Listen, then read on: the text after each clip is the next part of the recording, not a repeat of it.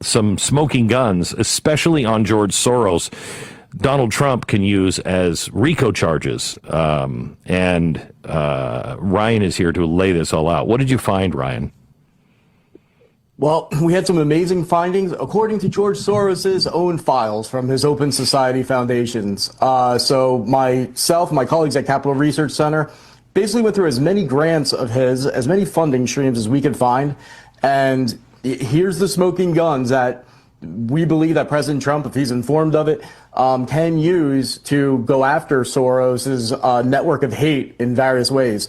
We traced over $80 million going from the Open Society foundations to at least 54 groups engaged in crime and domestic terrorism on U.S. soil, or that are pro-terrorism, endorsing things like the October 7th attacks, or are associated with foreign terrorist organizations or explicitly pro-terror groups. And this is according to his own files, so it's rock solid.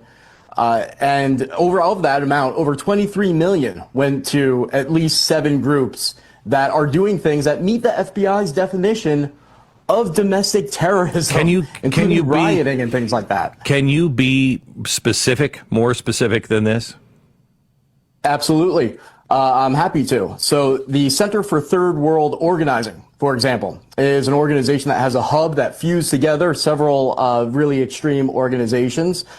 We found $400,000 going to them, and they openly boast of the fact that they threw down during the uprisings in Minnesota, obviously referring to the rioting, and boasting of how many thousands of people they helped train. A lot of these groups have created what they'll call like a protest guide or an activism toolkit, and it sounds innocuous. Then you open it up and you'll see support for Hamas in it, but then they'll sometimes slyly say, for more information, go to these hyperlinks. And you go to the hyperlinks, and there'll be guides recommending things like property destruction, violence, false IDs, how to obstruct justice, all of these things, and they know darn well what they're doing. They don't put that there by accident.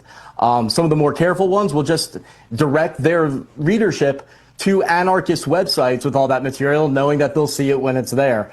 And so, yeah, I mean, it's really stunning. And some of these groups are coalitions. So when I say 54 groups, just one of those might have 300 entities in that one. So it's actually, the real number is actually much higher.